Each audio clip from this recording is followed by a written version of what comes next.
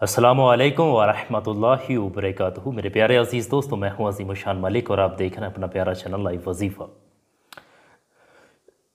दोस्तों, अगर आप इंडिया के अंदर रहते हैं तो ये वीडियो बहुत ख़ास है आप लोगों के लिए, और अगर आप आउट ऑफ इंडिया से हैं और पाकिस्तान से हैं तो ये वीडियो और ज़्यादा इम्पोर्टेंट हो जाती है आप तमाम लोगों के लिए। किसी भी वक्त आपको इंडिया से बाहर निकाला जा सकता है और ज़रा सी भूल चूक की वजह से कुछ भी हो सकता है, अनहोनी कभी भी हो सकती है। मैं आपको सारे प्रमाणों के मुताबिक यानी तमाम प्रूफ और जो फैक्ट है उनके बेस पर ये बात बताऊंगा। बहुत ज़्यादा ख़ास ये बात है। कुछ लोग क्रिकेट के बड़े दीवाने होते हैं, बड़े शौकीन होते हैं। हालांकि जो क्रिकेट खेलते हैं उनको हमने देखा तक नहीं होता, वास्तव में रियल में कभी देखा नहीं होता, लेकिन भावनाएं ऐसी होती हैं कि उनसे जुड़ जाती हैं। इंडिया के अंदर भी क्रिकेट खेला जाता है तो लोग पसंद करते हैं, कोई किसी को पसंद करता है, अलग अलग मामला होता है। तो अभी हाल ही में जो अभी इंडिया और पाकिस्तान के बीच में T20 का जो वर्ल्ड कप चला था, ऐसा कुछ मामला ऐसा है मैंने सुना, तो उसमें पाकिस्तान को विजय हासिल हुई थी और इंडिया को शिकस्त मिली थी। तकरीबन अभी 2-3 दिन का मामला हो रहा है, ये मैच हुआ था। अब ऐसे में होता क्या है कि एक बड़ी घटना हो जाती है, और ये घटना क्या है ये बात समझिएगा। मैं आपको पूरा प्रूफ के साथ बता रहा हूँ। सबसे पहली चीज़ है, आपकी स्क्रीन पर साइड में मैं एक तस्वीर लगाऊंगा, इस चीज़ को देखिए। स्क्रीन पर साइड में तस्वीर लगा रहा हूँ, इसको देख लें। मेरे पास अभी रिसीव हुई है ये, और ये है कि आपकी Raja Balwant Singh engineering college campus Bijpuri Agra Uttar Pradesh में जो राजा बलवंत सिंह कॉलेज है वहाँ से ये जारी हुई है। और इसमें क्या बताया गया ये समझिएगा। 25 अक्टूबर की ये तस्वीर है, यानी ये नोटिस है 25 अक्टूबर का। This is inform to you all the students, this is inform you that the students Arshid Yusuf of civil engineering third year, एक बंदा है, बच्चा है जो पढ़ता था उस कॉलेज के अंदर, अर्शीद यूसुफ करके जिसका नाम था, और सिविल इंजीनियरिंग का थर्ड ईयर का स्टूडेंट था। इसी तरीके से दूसरा है Inayat Altaf Sheikh of third year, ये भी सिविल इंजीनियरिंग का स्टूडेंट है थर्ड ईयर का। और एक थर्ड स्टूडेंट है वो Shaukat Ahmad Gani of civil engineering fourth year, ये फोर्थ ईयर का स्टूडेंट रहा है वहाँ पे। Were found to involve in discipline act of posting status in the favour of Pakistan after the Indian Pakistan match और 24 अक्टूबर 2021. Therefore, in the hostel discipline commuted, we decided to suspend all three of them immediate effect. Further, the commuted we took the matter and take the appropriate decision. इससे मतलब ये है कि समझिएगा, ये तीनों बच्चों को स्कूल से सस्पेंड कर दिया गया।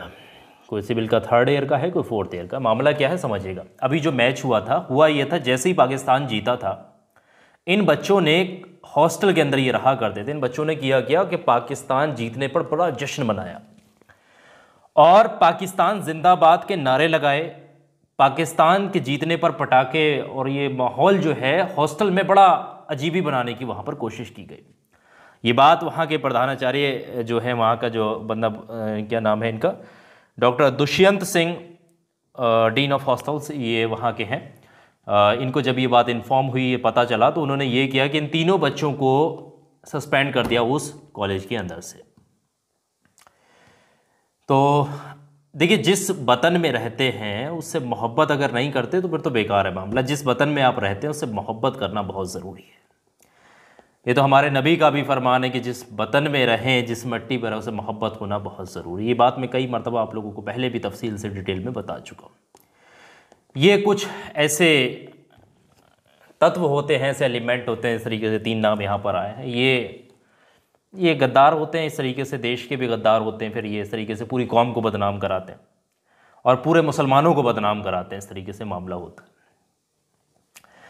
तो भाई है ना, भारत जो है भावना से चलने वाला देश है, भावना यहाँ प्रधान है, ये चीज़ आप लोग बेहतर समझते हैं।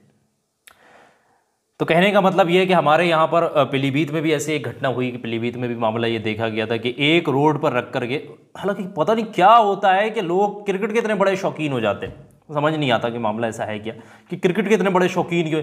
और एक बल्ला होता है, एक बॉल होती है यार, वो उसको लग गया तो ठीक है, नहीं लगा तो फिर ख़त्म हो गई कहानी। इस चीज़ को इतना दिलचस्पी के साथ, इतना बड़ा इशूज़ बना करके कि पूरी भावनाएं, पूरे बड़े बड़े सट्टे, बड़े बड़ी चीज़ें लग रही हैं इन चीज़ों के पीछे, बड़ा क्या मामला है। तो कम से कम 100-200 लोग बीच रोड पर, एक VCR बोलते हैं ना, इतने बड़े पहले जो टीवियाँ चलती थी उसे टीवी रख करके पूरा हज्जुम लगा करके देख रहे थे। और जैसे ही पाकिस्तान, ये 24 तारीख वाली जो मैच हुआ था अभी पाकिस्तान के साथ, जैसे ही पाकिस्तान जीतता है तो करते क्या है, वहाँ पर ज़ोर शोर के साथ पाकिस्तान के जीतने पर खुशियाँ और हर्षोल्लास, पटाखेबाजी करते हैं। तो ये बात जो है थाने तक पहुँचती है, कोई इन्फॉर्म कर देता और पुलिस आती है। और VCR, कोई तो चप्पलें लेकर भाग रहा है वहाँ से, कोई टीवी लेकर भाग रहा है, कोई VCR लेकर भाग रहा है, कोई ऐसा मामला हो गया वहाँ पर। हालांकि पकड़ा कोई नहीं है, कोई सब भाग गया वहाँ से।